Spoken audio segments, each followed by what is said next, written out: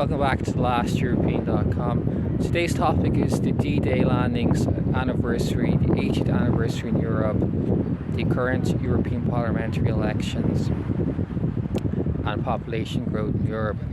So firstly, the D-Day landings, we have the 80th anniversary.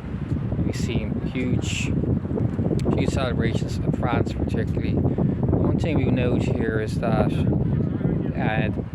what was a huge celebration 80 years ago, things have now quite evolved in Europe. The current situation is that the Franco-German partnership is crucial to the European Union, its prosperity, its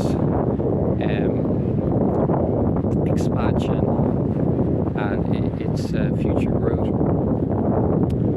So Germany, the old enemy, is now really central to the partnership of Europe.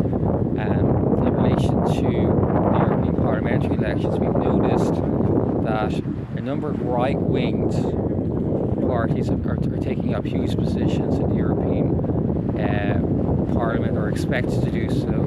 And we see this as not the solution by picking out a sector of society and blaming them for the problems, where the problems really are rooted in a lack of housing in Europe and investment, the non-taxation, improper taxation of investment properties. There should be huge money going into property developments, as we can see makeshift tents, as you say, or other temporary housing be put up in cities to cover for people, because there's a lack of housing despite huge land potential that's not being developed correctly for housing in Europe.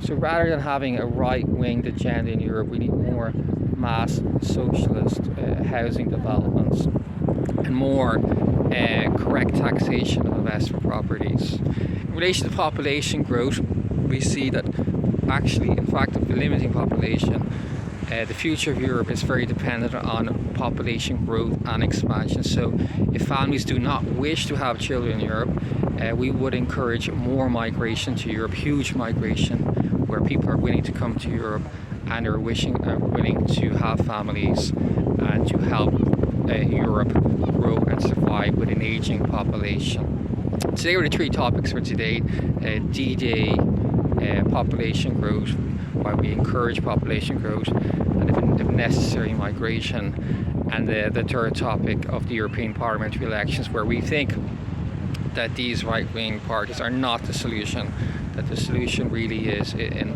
a change in the taxation policy from states, and also in mass housing development programs. Okay, be sure to tune into thelasteuropean.com, where I explore these ideas and more and give up-to-date business tips and general health and living advice.